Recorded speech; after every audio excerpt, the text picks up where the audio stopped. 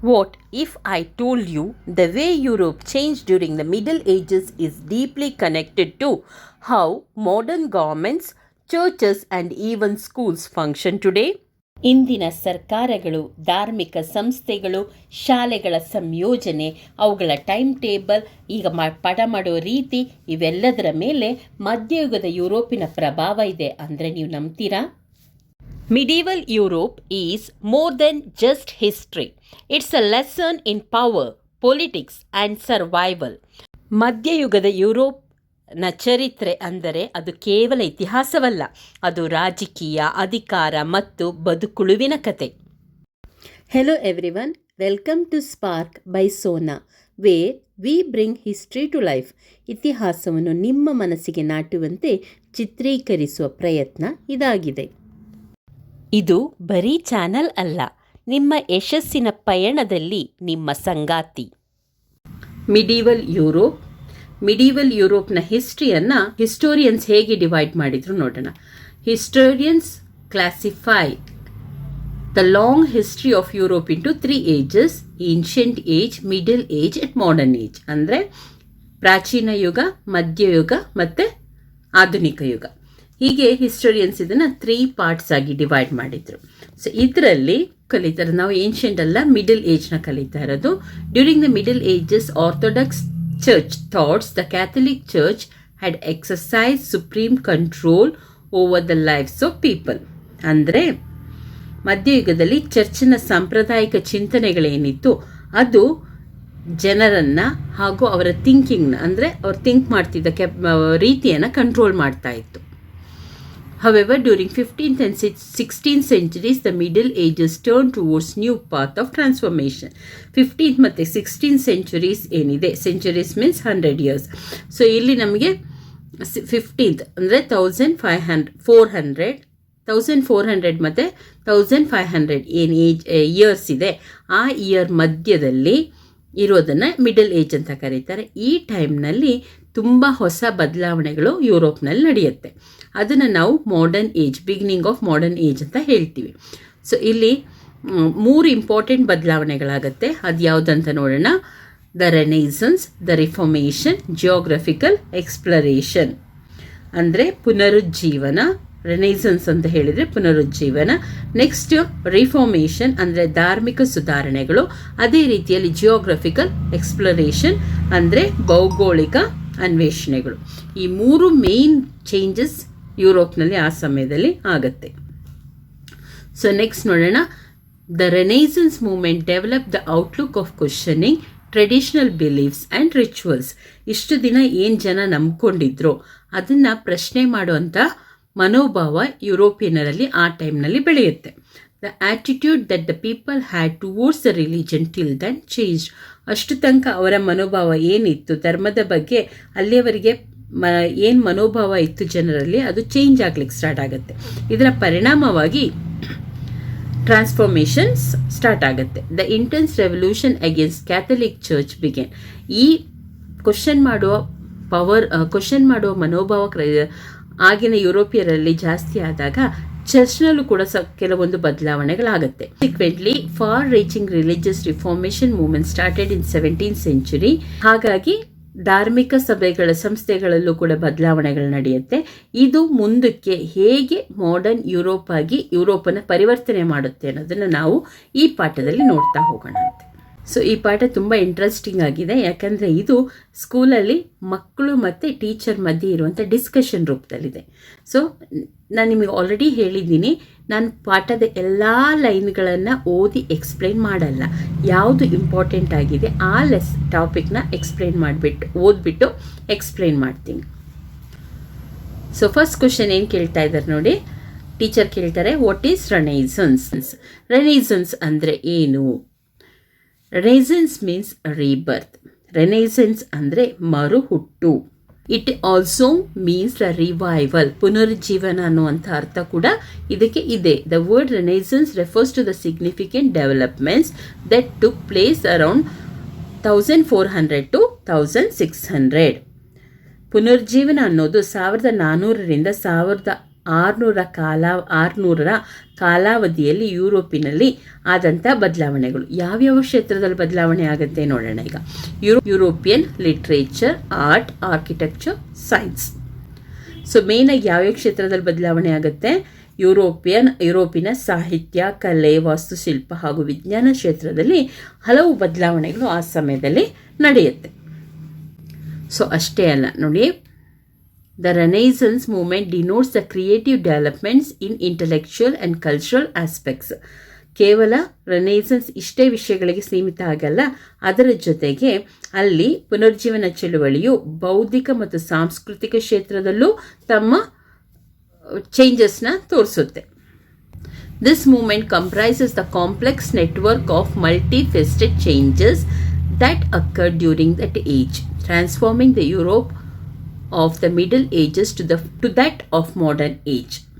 So ಈ ಯುರೋಪನ್ನು ಮಧ್ಯಯುಗದಿಂದ ಆಧುನಿಕ ಯುಗಕ್ಕೆ ಹೋಗುವಂತಹ ಸಮಯವನ್ನು, ಯುರೋಪ್ ಮಧ್ಯಯುಗಿಕ ಯುಗಕ್ಕೆ ಹೋಗುವಂತಹ ಸಂದರ್ಭದಲ್ಲಿ ಹಲವು ಕ್ಷೇತ್ರದಲ್ಲಿ ಆದಂಥ ಸಂಕೀರ್ಣ ಬದಲಾವಣೆಗಳನ್ನು ಒಟ್ಟಾಗಿ ಏನಂತ ಕರಿತೀವಿ? ರೆನೈಸನ್ಸ್ ಅಂತ ಕರಿತೀವಿ. ಸೊ ಈಗ ಸರಿ, ರೆನೈಸನ್ಸ್ ಅಂದರೆ ಏನು ಅಂತ ಅರ್ಥ ಆಯಿತು. ಈಗ ಅದು ಎಲ್ಲಿ ನಡೆಯಿತು? It occurred in Italy. Next, what are the features of renaissance? ಸರಿ, ರೆನೈಸನ್ಸ್ ಅಂದರೆ ಏನು ಅಂತ ಗೊತ್ತಾಯ್ತು, ಅದು ಎಲ್ಲ ಆಯಿತು ಅಂತ ಗೊತ್ತಾಯ್ತು. ಈಗ ಅದರ ಲಕ್ಷಣಗಳು ಏನು, ಏನೆಲ್ಲ ಇದ್ದರೆ ಅದನ್ನ ರೆನೈಸನ್ಸ್ ಪೀರಿಯಡ್ ಅಂತ ಫೈಂಡ್ ಔಟ್ ಮಾಡ್ಬೋದು ಅಂತ ನೋಡೋಣ. ನೋಡಿ, everyone should know about this. The renaissance had many features. Humanism and rationalism were the most. 2 important features ಇದೆ, ಅಂದರೆ ಲಕ್ಷಣಗಳಿದೆ ರೆನೈಸನ್ಸಿಗೆ. ಯಾವ್ಯಾವುದು ಅಂದರೆ, ಒಂದು ಮಾನವತಾವಾದ, ಇನ್ನೊಂದು ವೈಚಾರಿಕತೆ. ಸರಿ, ಮಾನವತಾವಾದ ಅಂದರೆ ಏನು? Humanism is the belief that man play the major role in all the happenings of life. ಪ್ರಪಂಚದ ಎಲ್ಲ ಆಗುಹೋಗುಗಳಲ್ಲಿ ಮಾನವನ ಪಾತ್ರವೇ ಅತಿ ಪ್ರಧಾನ ಅನ್ನುವಂಥ ಭಾವನೆಗೆ ಏನಂತ ಕರೀತಾರೆ? ಹ್ಯುಮ್ಯಾನಿಸಮ್ ಅಂತ ಕರೀತಾರೆ. ಅದು ಅಲ್ಲದೆ ಇಲ್ಲಿ ನೋಡಿ, the scholars who studied ancient Greek literature were called humanist. ಯಾರೆಲ್ಲ ಏನ್ಷಿಯಂಟ್ ಗ್ರೀಕ್ ಲಿಟ್ರೇಚರ್ನ ಓದ್ತಾ ಇದ್ರು ಆ ಟೈಮ್ನಲ್ಲಿ ಅವ್ರನ್ನ ಕೂಡ ಹ್ಯುಮ್ಯಾನಿಸ್ಟ್ ಅಂತಲೇ ಕರೀತಾ ಇದ್ರು. ಅಂದರೆ ಇಷ್ಟು ದಿನ ಎಲ್ಲವೂ ದೇವರ ಕೇಂದ್ರೀಕೃತವಾಗಿತ್ತು, ಅದು ಚೇಂಜ್ ಆಗಿ ಮನುಷ್ಯ ಕೇಂದ್ರೀಕೃತವಾದ ರೀತಿಯಲ್ಲಿ ವಿಷಯಗಳು ಮುಂದುವರಿಯುತ್ತೆ. ಅದನ್ನು ಹ್ಯುಮ್ಯಾನಿಸಮ್ ಅಂತ ಹೇಳ್ತಾರೆ. Next one, what is rationalism? Rationalism ಅಂದರೆ ವೈಚಾರಿಕತೆ. ಸರಿ, ಹಾಗಾದರೆ ವೈಚಾರಿಕತೆ ಅಂದರೆ ಏನು? Rationalism is examining every idea in a logical manner without any prejudice. Any idea is accepted only after it is found to be true. So ಇಲ್ಲಿ ವೈಚಾರಿಕತೆ ಅಂದರೆ ಪ್ರತಿಯೊಂದು ವಿಷಯವನ್ನು ನಾವು ಮೊದಲೇ ನಮ್ಮ ಮನಸ್ಸಿನಲ್ಲಿ ಥಿಂಕ್ ಮಾಡಿದ ವಿಷಯಗಳನ್ನು ಇಟ್ಕೊಂಡೆ, ಅಂದರೆ ಪೂರ್ವಾಗ್ರಹವಿಲ್ಲದೆ, ತರ್ಕ ಮಾಡದೆ.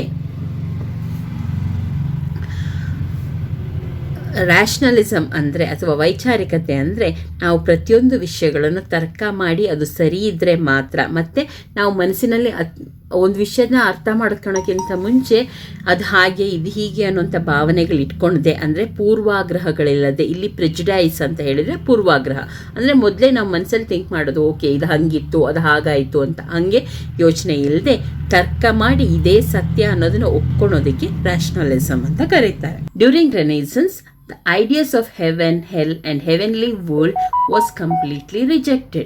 A keen interest was given to the things of this world. More emphasis was given to the present life. ಈ ರೆನೆಸೆನ್ಸ್ ಟೈಮ್ನಲ್ಲಿ ಇಷ್ಟು ದಿನ ಏನು ಪ್ರಾಚೀನ ಯುಗದ ಯುರೋಪ್ನಲ್ಲಿ ಏನಿತ್ತಂದರೆ, ಮೇಯ್ನಾಗಿ ಸ್ವರ್ಗ, ನರಕ, ನಾವು ಸತ್ತ ಮೇಲೆ ಸ್ವರ್ಗಕ್ಕೆ ಹೋಗ್ತೀವಿ ಅಥವಾ ನರಕಕ್ಕೆ ಹೋಗ್ತೀವಿ, ನಾವು ಹೀಗೆ ಜೀವನ ಮಾಡಬೇಕು ಅನ್ನುವಂಥ ಒಂದು ನಂಬಿಕೆಯ ಮೇಲೆ ಪ್ರಪಂಚ ನಡೀತಾ ಇತ್ತು. ಆದರೆ ಇಲ್ಲಿ ಅದಕ್ಕಿಂತ ಹೆಚ್ಚಾಗಿ ಮನುಷ್ಯನೇ ಮುಖ್ಯ, ಅವನು ಮಾಡುವಂಥ ಪ್ರತಿಯೊಂದು ಕೆಲಸಗಳೇ ಮುಖ್ಯ ಅನ್ನೋ ಭಾವನೆಗೆ ಹೆಚ್ಚಿನ ಒತ್ತನ್ನು ಕೊಡಲಾಗತ್ತೆ. ನೆಕ್ಸ್ಟ್, ಇದೆರಡೇ ಫೀಚರ್ಸ್ ಇದ್ದಿದ್ದ ರೆನೆಸನ್ಸಿಗೆ, ಇಲ್ಲ ಇನ್ನೂ ಜಾಸ್ತಿ ಇತ್ತಾ ಅಂತ ಕೇಳ್ತಾರೆ ನೋಡಿ ಮಕ್ಕಳು. So apart from this there were 2 other features. ಇದಲ್ಲ, ಇದಕ್ಕಿಂತ ಜಾಸ್ತಿ ಫೀಚರ್ಸ್ ಕೂಡ ಇತ್ತು. ಏನು? They are firstly the classical language that is Greek and Latin were rejected in favour of a local languages.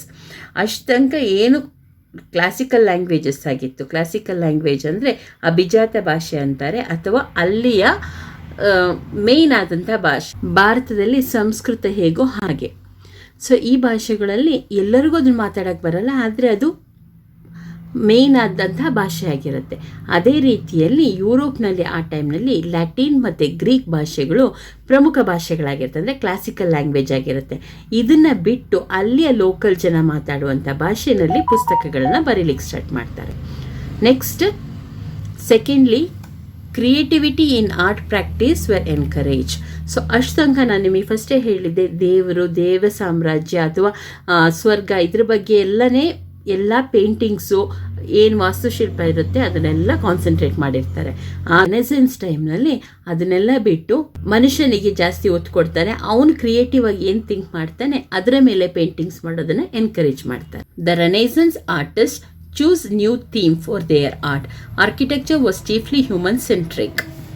For instance, igerges were not just places of worship but also the center of artistic architectural structures. ಇಷ್ಟು ದಿನ ಏನಾಗಿತ್ತು ಅಂದರೆ ರೆನೆಸೆನ್ಸ್ ಸಮಯದಲ್ಲಿ artist ಅಂದರೆ ಈ drawing ಮಾಡೋರು, ಚಿತ್ರಗಳನ್ನು ಬಿಡಿಸುವವರು ಫುಲ್ಲಾಗಿ ಎಲ್ಲ ಹೆಚ್ಚಾಗಿ ದೇವರ ಬಗ್ಗೆ ಅಥವಾ ದೈವಿಕ ವಸ್ತುಗಳ ಬಗ್ಗೆ ಮಾತ್ರ ಚಿತ್ರ ಬಿಡಿಸುವಂಥ ಅಧಿಕಾರ ಇತ್ತವರಿಗೆ. ಆದರೆ ರೆನೆಸೆನ್ಸ್ ಟೈಮ್ನಲ್ಲಿ ಅವರು ಹೊಸ ಹೊಸ ವಸ್ತುಗಳನ್ನು ಡ್ರಾ ಮಾಡಲಿಕ್ಕೆ ಸ್ಟಾರ್ಟ್ ಮಾಡ್ತಾರೆ. ಅದಲ್ಲದೆ ವಾಸ್ತುಶಿಲ್ಪದಲ್ಲಿ ಕೂಡ ಹೆಚ್ಚು ಬರೀ ದೇವರು ಅನ್ನೋದನ್ನು ಬಿಟ್ಟು ಮನುಷ್ಯ ಕೇಂದ್ರೀಕೃತವಾಗುತ್ತೆ. ಇಲ್ಲಿ ಇಗರ್ಜಿ ಅಂತ ಕೊಟ್ಟಿದ್ದಾರೆ ನೋಡಿ, ಇಗರ್ಜಿ ಅಂದರೆ ಚರ್ಚ್ಗಳು ಅಂತ. ಸೊ ಈ ಚರ್ಚ್ನಲ್ಲಿ ಬರೀ ದೇವರ ವಸ್ತುಗಳನ್ನು ಅಂದರೆ ದೇವರ ಬಗ್ಗೆ ಇರುವಂಥ ಚಿತ್ರಗಳನ್ನು ಬಿಟ್ಟು ಅದಕ್ಕಿಂತ ಹೆಚ್ಚಾಗಿ ಅಲ್ಲಿ ತುಂಬ ಆರ್ಟಿಸ್ಟಿಕ್ ಆಗಿ ಅಥವಾ ತುಂಬ ಚೆನ್ನಾಗಿರುವಂತಹ ಮನುಷ್ಯನ ಭಾವನೆಗಳಿರುವಂಥ ಚಿತ್ರಗಳಿಗೂ ಕೂಡ ಒತ್ತನ್ನು ಕೊಡಲಾಗುತ್ತೆ. Next, sir, we understood the features of Renaissance. Could you please explain the reasons for Renaissance? ಸರಿ, ಈಗ ನನಗೆ ಫೀಚರ್ಸ್ ಎಲ್ಲ ಅರ್ಥ ಆಯಿತು, ಯಾವುದೇ ಆಫ್ ರೆನೈಸೆನ್ಸ್ನ ಕಲ್ತಾಯಿತು. ಈಗ ಅದು ಯಾಕಾಯಿತು, ರೀಸನ್ಸ್ ಏನಕ್ಕೋಸ್ಕರ ಈ ರೆನೈಸೆನ್ಸ್ ಮೂಮೆಂಟ್ ಸ್ಟಾರ್ಟ್ ಆಯಿತು ಅಂತ ಮಕ್ಕಳು ಕ್ವಶನ್ ಕೇಳ್ತಾರೆ. Definitely ideological freedom was the primary reason for ರೆನೈಸೆನ್ಸ್.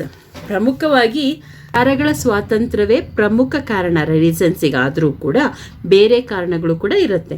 ಯಾವುದೆಲ್ಲ ಅಂತ ನಾವು ನೋಡೋಣ. The attack of city of Constantinople ನಗರದ ಮೇಲೆ ಆಕ್ರಮಣ. ದ ಇಂಪ್ಯಾಕ್ಟ್ ಆಫ್ ಜಿಯೋಗ್ರಫಿಕಲ್ ಎಕ್ಸ್ಪ್ಲರೇಷನ್, ಭೌಗೋಳಿಕ ಅನ್ವೇಷಣೆಗಳ ಪ್ರಭಾವ. The invention of printing press, ಮುದ್ರಣ ಯಂತ್ರದ ಶೋಧ ಅಥವಾ ಕಂಡುಹಿಡಿಯುವಿಕೆ. ಸ್ಪ್ರೆಡ್ ಆಫ್ ಎಜುಕೇಷನ್, ಶಿಕ್ಷಣದ ಪ್ರಸಾರ. ಡಿಕ್ಲೈನ್ ಆಫ್ ಫ್ಯೂಡಲಿಸಮ್ ಅಂದರೆ ಊಳಿಗಮಾನ್ಯ ಪದ್ಧತಿಯ ಅವನತಿ. ಇದಿಷ್ಟೂ ಕೂಡ ರೆನೈಸೆನ್ಸ್ಗೆ ಕಾರಣ ಆಗತ್ತೆ. ಈಗ ಒಂದೊಂದೇ ಪಾಯಿಂಟ್ನ ಎಕ್ಸ್ಪ್ಲೇನ್ ಮಾಡ್ತೀನಿ. Describe the attack of Constantinople ಮೇಲಿನ ಆಕ್ರಮಣ ಅಂದರೆ ಏನು, ಅದು ಏನಾಯಿತು ಅಂತ ಮಕ್ಕಳು ಕೇಳ್ತಾರೆ. ಸೊ ನೋಡೋಣ. In the mid of 15th century, the Turkish Sultan Muhammad II attacked Constantinople, the capital of Eastern Roman Empire. During this invasion, the Turks seized the city from Emperor Constantine. The important fact to be noted here is that 11 centuries from before 1453 CE, this city was a center of knowledge. ಸರಿ, ಏನಾಗುತ್ತೆ ಅಂದರೆ 15th century ಅಂದರೆ 1453ರಲ್ಲಿ ಟರ್ಕ್ನ Sultan Mohammed II ಏನು ಮಾಡ್ತಾನೆ ಅಂದರೆ ಕಾನ್ಸ್ಟಂಟಿನೋಪಲ್ನ attack ಮಾಡ್ತಾನೆ. ಈ Constantinople eastern Roman ಎಂಪೈರ್ದು capital ಆಗಿರುತ್ತೆ. ಆ ಇನ್ವೆನ್ಷನ್ ಅಂದರೆ ಅಟ್ಯಾಕ್ ಟೈಮಲ್ಲಿ ಏನು ಮಾಡ್ತಾರೆ ಅಂದರೆ ಈ ಟರ್ಕರು ಕಾನ್ಸ್ಟಂಟಿನೋಪಲ್ನ ಕ್ಯಾಪ್ಚರ್ ಮಾಡ್ಕೊತಾರೆ. ಈ ಕಾನ್ಸ್ಟಂಟಿನೋಪಲ್ನಲ್ಲಿ ಎಂಪರರ್ ರಾಜ ಕಾನ್ಸ್ಟಂಟೈನ್ ಅನ್ನೋನು ರಾಜ ಆಗಿರ್ತಾನೆ. ಆ ಟೈಮ್ನಲ್ಲಿ ಅವನಿಂದ ಈ ನಗರವನ್ನು ಅವರು ವಶಪಡಿಸ್ಕೊತಾರೆ. ಈ ನಗರ ಏನಾಗಿತ್ತು ಅಂತ ನೋಡ್ಕೊಳ್ಳಿ. ಅದಕ್ಕೆ ತುಂಬ ಚರಿತ್ರೆ ಇತ್ತು ಆ ನಗರಕ್ಕೆ, ಕಾನ್ಸ್ಟಂಟಿನೋಪಲ್ಗೆ. ಅದು 1453ಕ್ಕಿಂತ ಮುಂಚೆ 11 centuries ಅಂದರೆ 1 century ಅಂದರೆ ನಿಮಗೆ ಗೊತ್ತು 100 years. 11 century ಅಂದರೆ 100 ವರ್ಷ 1100 ವರ್ಷ ಅಥವಾ 1100 ವರ್ಷ ಏನಾಗಿತ್ತು, ವಿದ್ಯಾರ್ಜನೆಯ ಕೇಂದ್ರವಾಗಿತ್ತು. ಇದು ವಿದ್ಯೆಯನ್ನು ಬೆಳಗುವಂತಹ ಅಥವಾ ವಿದ್ಯೆಗೆ ಇಂಪಾರ್ಟೆನ್ಸ್ ಕೊಟ್ಟಂಥ ಒಂದು ಸಿಟಿಯಾಗಿತ್ತು. ಈ ಸಿಟಿಯನ್ನು ಈ ಟರ್ಕಿಶ್ ಸುಲ್ತಾನ ವಶಪಡಿಸ್ಕೊತಾನೆ. ಸೊ ಹಾಗಾದರೆ ಬರೀ ವಶಪಡಿಸ್ಕೊಂಡ್ರೆ ಏನಕ್ಕದು ಪ್ರಾಬ್ಲಮ್ ಆಗುತ್ತೆ ನೋಡೋಣ ಮುಂದಕ್ಕೆ. ಆಗ ಕೇಳ್ತಾರೆ, what is the result of the attack, ಏನಾಯಿತು ಇದರಿಂದ? The Turks were not broad-minded like Arabs. They had no respect for learning. Fearing the Turks, the scholars of Constantinople, along with their valuable Greek and Latin works, fled to Italy and other parts of Europe. They settled in various cities of Italy and began to propagate their ancient knowledge. Thus, learning shifted from Constantinople to Italy. This inspired the Renaissance movement. ಸರಿ, ಏನಾಗುತ್ತೆ, ಅರಬ್ಬರ ಹಾಗೆ ಟರ್ಕರ ಆಗಿರಲ್ಲ. Arab ರಾಜರು ಏನಾಗಿರ್ತಾರೆ, ಅವರು ವಿದ್ಯೆಗೆ importance ಕೊಡೋರು. ಆದರೆ ಟರ್ಕರು ಹಾಗಲ್ಲ, ಅವರು ಉದಾರ ಮನೋಭಾವದವರು ಆಗಿರಲ್ಲ. ಆದ್ದರಿಂದ ಅವರು ಕಲಿಕೆಗೆ ಗೌರವ ಕೂಡ ಕೊಡಲ್ಲ. ಈ ಕಲಿಕೆಗೆ ಅವರು ಗೌರವ ಕೊಡಲ್ಲ ಅನ್ನೋ ವಿಷಯ ಕಾನ್ಸ್ಟಂಟಿನೋಪಲ್ನಲ್ಲಿದ್ದಂತಹ ವಿದ್ವಾಂಸರಿಗೆ ಗೊತ್ತಾಗುತ್ತೆ. ಆ ವಿದ್ವಾಂಸರು ಏನು ಮಾಡ್ತಾರೆ ಅಂದರೆ, ತುಂಬ ಓದಿರುವಂಥ ಸ್ಕಾಲರ್ಸ್ ಏನು ಮಾಡ್ತಾರೆ ಅಂದರೆ, ಅವ್ರ ಹತ್ರ ಇದ್ದಂಥ ಗ್ರೀಕ್ ಮತ್ತು ಲ್ಯಾಟಿನ್ ಬುಕ್ಸ್ಗಳನ್ನ, ಅವ್ರ ಹತ್ರ ಏನೆಲ್ಲ ವರ್ಕ್ ಇರುತ್ತೆ, ಎಷ್ಟೆಲ್ಲ ಬುಕ್ಸ್ ಅವ್ರು ಕಲೆಕ್ಟ್ ಮಾಡಿ ಇಟ್ಟಿರ್ತಾರೆ ಅಲ್ಲಿ ನಾಲೆಡ್ಜಿಂದು, ಅದನ್ನೆಲ್ಲ ತಗೊಂಡು ಅಲ್ಲಿಂದ ಡೈರೆಕ್ಟಾಗಿ ಇಟಲಿಗೆ ಅವರು ಓಡ್ ಹೋಗ್ತಾರೆ, ಪಲಾಯನ ಮಾಡ್ತಾರೆ. ನೋಡಿ, ಫ್ಲೆಡ್ ಅವೇ ಅಂತಿದೆ, ಅಂದರೆ ಪಲಾಯನ ಮಾಡ್ತಾರೆ, ಓಡ್ ಹೋಗ್ತಾರೆ ತಮ್ಮ ಬುಕ್ಸ್ಗಳ ಜೊತೆಗೆ. ಹಾಗೆ ಓಡ್ ಹೋದಾಗ ಅವರು ಏನು ಮಾಡ್ತಾರೆ, ಅಲ್ಲಿ ಇಟಲಿಗೆ ಹೋದ್ಮೇಲೆ ಅಲ್ಲೇ ಸೆಟ್ಲ್ ಆಗ್ತಾರೆ. ಅಲ್ಲಿ ಸೆಟ್ಲ್ ಆದಮೇಲೆ ಈ ಏನು ಅವ್ರ ಹತ್ರ ನಾಲೆಜ್ ಇರುತ್ತೆ ಅಂದರೆ ಗ್ರೀಕ್ ಮತ್ತು ಲ್ಯಾಟಿನ್ ಭಾಷೆಯಲ್ಲಿ ಏನು ನಾಲೆಜ್ ಇರುತ್ತೆ ಅದನ್ನು ಇಟಾಲಿಯನ್ಸಿಗೆ ಅವ್ರ ಭಾಷೆಯಲ್ಲಿ ಇದನ್ನು ಹೇಳ್ಕೊಡೋಕ್ಕೆ ಸ್ಟಾರ್ಟ್ ಮಾಡ್ತಾರೆ. ಸೊ ಇಟಾಲಿಯನ್ಸಿಗೆ ಇದು ಅರ್ಥ ಆಗುತ್ತೆ. ಇಟಾಲಿಯನ್ಸ್ ಇದನ್ನು ಬೇರೆ ಯುರೋಪಿಯನ್ ಕಂಟ್ರೀಸಿಗೂ ಹೇಳೋಕ್ಕೆ ಸ್ಟಾರ್ಟ್ ಮಾಡ್ತಾರೆ. ಹಾಗೆ ರೆನೆಸನ್ಸ್ ಎಲ್ಲ ಕಡೆಗೆ ಸ್ಪ್ರೆಡ್ ಆಗುತ್ತೆ. Besides this, the geographical exploration of the time led to an increase in wealth of Europeans. ಇದ್ರ ಜೊತೆಗೆ ಏನಾಗುತ್ತೆ ಅಂದರೆ, ಭೌಗೋಳಿಕ ಅನ್ವೇಷಣೆಗಳು ಯುರೋಪಿಯನ್ನರು ಏನಿದ್ದಾರೆ ಅವ್ರದ್ದು ಸಂಪತ್ತನ್ನು ಹೆಚ್ಚಿಸುತ್ತೆ. ಯಾಕೆ, ಅವ್ರು ಬೇರೆ ಬೇರೆ ಕಡೆಗೆ ಹೋಗಬೇಕಾದ್ರೆ ಬೇರೆ ಬೇರೆ ದೇಶದ ವಸ್ತುಗಳು ಅವ್ರು ತೊಗೊಂಬರ್ತಾರೆ. ಈಗ ನಮಗೊತ್ತು ಭಾರತ ಮತ್ತು ಅಮೇರಿಕ ಎಲ್ಲ ಹೇಗೆ ಅವರು ತಮ್ಮದೇ ಸಮುದ್ರ ಮಾರ್ಗವಾಗಿ ಭಾರತಕ್ಕೆ ಬಂದರು, ಭಾರತದಲ್ಲಿರುವಂಥ ಅಮೂಲ್ಯ ವಸ್ತುಗಳನ್ನು ಹಾಗೆ ಸಾಂಬಾರ ಪದಾರ್ಥಗಳನ್ನು ತಮ್ಮ ಜೊತೆಗೆ ಅವ್ರು ತಗೊಂಡು ಹೋಗ್ತಿದ್ರು, ವ್ಯಾಪಾರ ಮಾಡ್ತಿದ್ರು ಅಂತ. ಇದೆಲ್ಲದರಿಂದ ಏನಾಗುತ್ತೆ, ಯುರೋಪಿಯನ್ ಕಂಟ್ರಿ ತುಂಬ ರಿಚ್ ಆಗುತ್ತೆ. ಹಾಗೆ ರಿಚ್ ಆಗ್ತಾ ಆಗ್ತಾ ಏನಾಗುತ್ತೆ, ಇವರು ಬೇರೆ ಕಂಟ್ರೀಸ್ನ ಕಂಟ್ರೋಲ್ ಮಾಡೋಕ್ಕೆ ಸ್ಟಾರ್ಟ್ ಮಾಡ್ತಾರೆ. ಅದನ್ನೇ ನಾವು ಏನಂತ ಕೊಲೋನಲೈಸೇಷನ್ ಅಂತ ಕರಿತೀವಿ. ಯುರೋಪ್ನ ಕೊಲೋನಿಯಲ್ ಪವರ್ ಆಗಿ ಸ್ವಲ್ಪ ದಿನ ಇತ್ತು. ಸೊ ಇಲ್ಲಿ ಹಾಗೆ ಯುರೋಪ್ ಡೆವಲಪ್ ಆದ ಹಾಗೆ ನಿಧಾನವಾಗಿ ಫ್ಯೂಡಲ್ ಸಿಸ್ಟಮ್ ಕಡಿಮೆ ಆಗ್ತಾ ಹೋಗುತ್ತೆ. ಫ್ಯೂಡಲ್ ಸಿಸ್ಟಮ್ ಅಂದರೆ ಊಳಿಗಮಾನ್ಯ ಪದ್ಧತಿ, ಅಥವಾ ನಾರ್ಮಲ್ ಲ್ಯಾಂಗ್ವೇಜ್ನಲ್ಲಿ ಹೇಳಿದ್ರೆ ಜೀತ ಪದ್ಧತಿ. ಆ ಜೀತ ಪದ್ಧತಿಗೆ ಅವರು ಒಬ್ಬರು ಕೆಳಗನೆ ಕೆಲಸ ಮಾಡಬೇಕು, ಬೇರೆ ಕಡೆ ಹೋಗಬಾರ್ದು, ಹಾಗೆಲ್ಲ ಮೊದಲು ಇತ್ತು. ಅದನ್ನೇ ಜೀತ ಪದ್ಧತಿ ಅಂತ ಕರೀತಾ ಇದ್ರು. ಇದು ಕ್ರಮೇಣ ಯುರೋಪ್ನಲ್ಲಿ ಕಡಿಮೆ ಆಗ್ತಾ ಬರುತ್ತೆ. ಸರಿ, ನೆಕ್ಸ್ಟ್ ನೋಡೋಣ. Sir, how did the printing press contribute to the Renaissance? ಹಾಗಾದರೆ ಪ್ರಿಂಟಿಂಗ್ ಪ್ರೆಸ್ ಹೇಗೆ ಹೆಲ್ಪ್ ಮಾಡ್ತು ರೆನೆಸನ್ಸ್ ಮೂಮೆಂಟ್ಗೆ ಹೇಗೆ ಹೆಲ್ಪ್ ಮಾಡ್ತು ನೋಡೋಣ ಅಂತೆ. The printing press which was invented in the 15th century brought about revolutionary changes in the field of knowledge dissemination. Earlier, a person could print only 2 books in a year. So, ಈ printing press ಕೂಡ ತುಂಬ ಬೆಳವಣಿಗೆ, revolutionary changes ಭಾರತದಲ್ಲಿ ಅಂದರೆ ಕ್ರಾಂತಿಕಾರಿ ಬದಲಾವಣೆಗಳು ಯುರೋಪ್ನಲ್ಲಿ ಆಗಲಿಕ್ಕೆ ತುಂಬ ಸಹಾಯ ಮಾಡುತ್ತೆ. ಅದಕ್ಕಿಂತ ಮುಂಚೆ ಏನಾಗ್ತಿತ್ತು ಅಂದರೆ, ಒಬ್ಬನಿಗೆ 1 ವರ್ಷ ಕೇವಲ 1 ಪುಸ್ತಕ ಮಾತ್ರ ಪ್ರಿಂಟ್ ಮಾಡೋಕ್ಕೆ ಅಥವಾ ಬರೀಲಿಕ್ಕೆ ಆಗ್ತಾಯಿತ್ತು. ಪ್ರಿಂಟಿಂಗ್ ಪ್ರೆಸ್ ಇರೋಕ್ಕಿಂತ ಮುಂಚೆ ಒಬ್ಬ ವ್ಯಕ್ತಿಗೆ ಒಂದು ಪುಸ್ತಕ ಬರೀಬೇಕಂದ್ರೆ 1 ಅಥವಾ 2 ಪುಸ್ತಕನ 1 ವರ್ಷದಲ್ಲಿ ಅವನು ಬರೆದು ಮುಗಿಸ್ತಿದ್ದ. ಈ ಮುದ್ರಣ ಯಂತ್ರ ಅಥವಾ ಪ್ರಿಂಟಿಂಗ್ ಪ್ರೆಸ್ ಬಂದಮೇಲೆ ಏನಾಗುತ್ತೆ ಅಂದರೆ, ಒಂದೇ ವರ್ಷದಲ್ಲಿ ಅವನು 24,000 ಪುಸ್ತಕಗಳನ್ನು ಅಂದರೆ 24,000 ಕಾಪಿಗಳನ್ನು ಬರೀಲಿಕ್ಕೆ ಪ್ರಿಂಟ್ ಮಾಡಲಿಕ್ಕೆ ಸಾಧ್ಯ ಆಗುತ್ತೆ. As a result, the price of printed books came down, the demand for them increased. Printing became more legible and beautiful than handwritten script. ಇದರಿಂದ ಏನಾಗುತ್ತೆ, ಪುಸ್ತಕಗಳು ಜಾಸ್ತಿ ಮುದ್ರಣ ಆಗುತ್ತೆ, ಪುಸ್ತಕಗಳ ಬೆಲೆ ಕಡಿಮೆ ಆಗುತ್ತೆ, ಹಾಗೂ ಅವುಗಳ ಬೇಡಿಕೆ ಅಂದರೆ ಅದನ್ನು ಅದ್ರ ಮೇಲಿದ್ದ ಡಿಮ್ಯಾಂಡ್ ಕೂಡ ಇನ್ಕ್ರೀಸ್ ಆಗುತ್ತೆ. ಸೊ ನಿಮಗೆ ಗೊತ್ತು, ಕೈಯಲ್ಲಿ ಹ್ಯಾಂಡ್ ರೈಟಿಂಗ್ ಬರೆದಿದ್ದು ಕೆಲವು ಟೈಮ್ನಲ್ಲಿ ಓದೋಕ್ಕೆ ಎಲ್ಲರಿಗೂ ಆಗೋದಿಲ್ಲ, ಕೆಲವ್ರ ಹ್ಯಾಂಡ್ ರೈಟಿಂಗ್ ಅರ್ಥ ಆಗಲ್ಲ. ಆದರೆ ಈ ಪ್ರಿಂಟಿಂಗ್ ಪ್ರೆಸ್ ಬಂದಿದ ಮೇಲೆ ಪ್ರಿಂಟ್ ಮಾಡೋ ಹ್ಯಾಂಡ್ ರೈಟಿಂಗ್ ಏನಾಗುತ್ತೆ, ಕ್ಲಿಯರಾಗಿ ಕಾಣ್ತಾ ಇರುತ್ತೆ, ಓದಲಿಕ್ಕೆ ಈಸಿ ಆಗುತ್ತೆ. ಆದ್ದರಿಂದ ಜನಕ್ಕೆ ಓದೋದ್ರ ಬಗ್ಗೆ ಇಂಟ್ರೆಸ್ಟ್ ಕೂಡ ಬೆಳೀಲಿಕ್ಕೆ ಸ್ಟಾರ್ಟ್ ಆಗುತ್ತೆ. ಸೊ ಇದು ಫಸ್ಟ್ ಪ್ರಿಂಟಿಂಗ್ ಪ್ರೆಸ್, ಗುಟನ್ಬರ್ಗಿಂದು ಪ್ರಿಂಟಿಂಗ್ ಪ್ರೆಸ್. ಇಲ್ಲಿ ನೋಡಿ, around 1450 CE, John Gutenberg, a German, used movable type nails in his press located in a city of Mainz. So earlier blocks were being used. So first printing press start ಮಾಡಿದವನು ಯಾರು? John Gutenberg. ಅದಾದಮೇಲೆ ಅದರ better ವರ್ಷನ್ನ 1477 William ಕ್ಯಾಕ್ಸ್ಟಾನ್ ಅನ್ನೋರು start ಮಾಡ್ತಾರೆ. Explain the contribution of Renaissance period in the field of literature. ಸರಿ, ಹಾಗಾದರೆ ಇವಾಗ ನಮಗೆ ಪ್ರಿಂಟಿಂಗ್ ಪ್ರೆಸ್ಸಿನ ವಿಷಯ ಅರ್ಥ ಆಯಿತು. ಲಿಟ್ರೇಚರ್ನಲ್ಲಿ ಅಂದರೆ ಸಾಹಿತ್ಯ ಕ್ಷೇತ್ರದಲ್ಲಿ ಈ ರೆನೈಸನ್ಸ್ ಪಾತ್ರ ಏನು ಅಂತ ಕೇಳ್ತಾರೆ. ಸೊ ನೋಡೋಣ ಇವಾಗ. During Renaissance, literature was return in national or local languages. As a result, the spoken language of the people prospered. Many authors wrote various literary works during this period. So ಈ ಸಾಹಿತ್ಯದ ಕ್ಷೇತ್ರದಲ್ಲಿ ಕೂಡ ಹಲವಾರು ಬದಲಾವಣೆಗಳು ಆ ಟೈಮ್ನಲ್ಲಿ ಆಗುತ್ತೆ. ಅದು ಮೇಯ್ನಾಗಿ ಅಷ್ಟು ತನಕ ನಾನು ನಿಮಗೆ ಫಸ್ಟೇ ಹೇಳಿದೆ, ಗ್ರೀಕ್ ಮತ್ತು ಲ್ಯಾಟಿನ್ ಭಾಷೆಗಳಿಗೆ ಮಾತ್ರ ಇಂಪಾರ್ಟೆನ್ಸ್ ಇರುತ್ತೆ.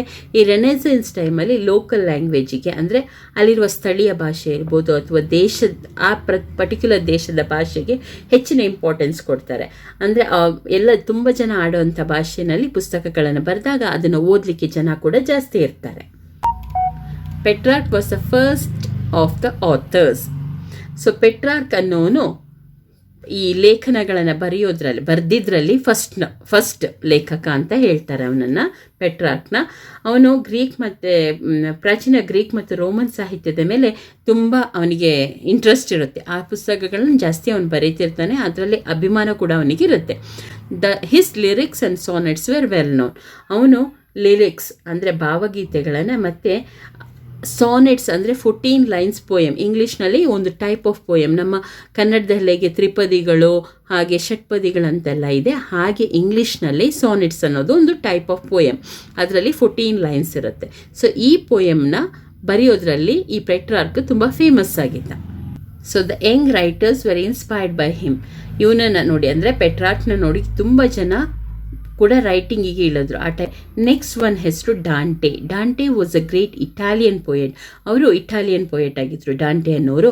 ಇವರು ಬರೆದಂಥ ಪುಸ್ತಕದ ಹೆಸರು the divine comedy is his greatest EPIC. Dante ಅವರ ಫೇಮಸ್ ಪುಸ್ತಕದ ಹೆಸರು ಏನು? Divine comedy. ನೆಕ್ಸ್ಟ್ ಲೇಖಕರ ಹೆಸರು ಬೊಕಾಶಿಯೋ. ಇವರು ಕೂಡ ಕಥೆಗಳನ್ನು ಬರೀತಾ ಇದ್ರು. ಈ ಬೊಕಾಶಿಯೋ ಅನ್ನೋರು ಬಹಳ ಸುಂದರವಾದ ಕಥೆಗಳನ್ನು ಬರೀತಾ ಇದ್ರು. ಅದರಲ್ಲಿ ಈ ಡೆಕಮರನ್ ಅನ್ನೋಂಥದ್ದು ಇವರ ಪ್ರಮುಖ ಕಥೆಯಾಗಿತ್ತು. ಸೊ ಜಾನ್ ಕೆಲ್ವಿನ್ ಅನ್ನುವಂಥವ್ರು ಒಬ್ಬ ಧಾರ್ಮಿಕ ಸುಧಾರಣಾ ಬರಹಗಾರರಾಗಿತ್ತು. ಇವರು ಕೂಡ ತಮ್ಮ ಬರಹಗಳಲ್ಲಿ ಆಗಿನ ಕಾಲದ ಸಾಹಿತ್ಯವನ್ನು ಪ್ರತಿಬಿಂಬಿಸಿದ್ದಾರೆ.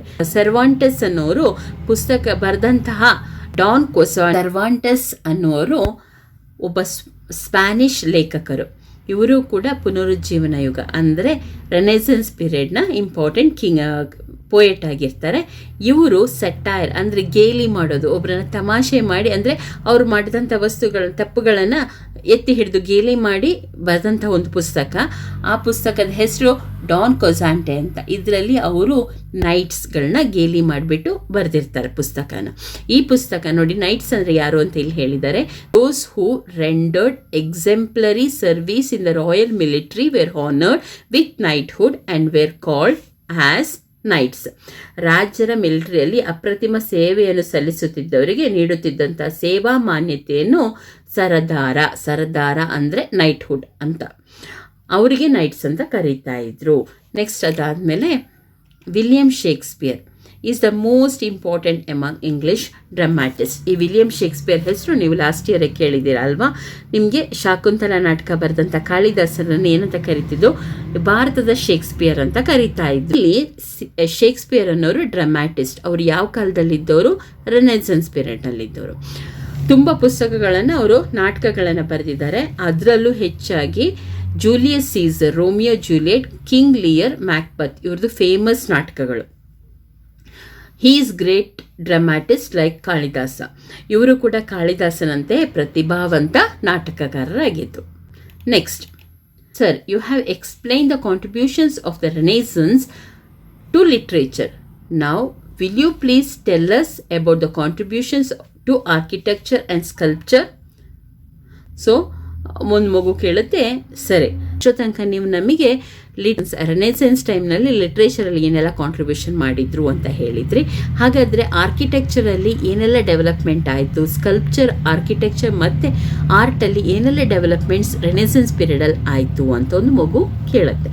ಸರಿ, ಇವತ್ತಿನ ಪಾಠ ನಾನು ಇಲ್ಲಿಗೆ ಮುಗಿಸ್ತೀನಿ, ಇಲ್ಲಾಂದರೆ ವಿಡಿಯೋ ತುಂಬ ಲೆಂತಿ ಆಗುತ್ತೆ. ನಾಳಿನ ಪಾಠದಲ್ಲಿ ನಾವು ಮಿಡಿವಲ್ ಯುರೋಪ್ನ ಆರ್ಕಿಟೆಕ್ಚರಲ್ ಮತ್ತು ಸ್ಕಲ್ಪ್ಚರಲ್ ಡೆವಲಪ್ಮೆಂಟ್ಸ್ನ ನೋಡೋಣ. ಡಿಯರ್ ಸ್ಟೂಡೆಂಟ್ಸ್, ಯಾರಿಗೆಲ್ಲ ನನ್ನ ವಿಡಿಯೋ ಇಷ್ಟ ಆಯಿತು ಪ್ಲೀಸ್ ಒಂದು ಲೈಕ್ ಕೊಡಿ. ಹಾಗೆ ನಿಮ್ಮ ಫ್ರೆಂಡ್ಸಿಗೆ ಕೂಡ ಶೇರ್ ಮಾಡಿ. ಯಾರೆಲ್ಲ ಸಬ್ಸ್ಕ್ರೈಬ್ ಮಾಡದೆ ನೋಡ್ತಿದ್ದೀರಾ ಪ್ಲೀಸ್ ನನ್ನ ಚಾನಲ್ನ ಸಬ್ಸ್ಕ್ರೈಬ್ ಮಾಡಿ. ಓಕೆ, ನಾಳೆ ಭೇಟಿಯಾಗೋಣ. Thank you for watching. Happy learning.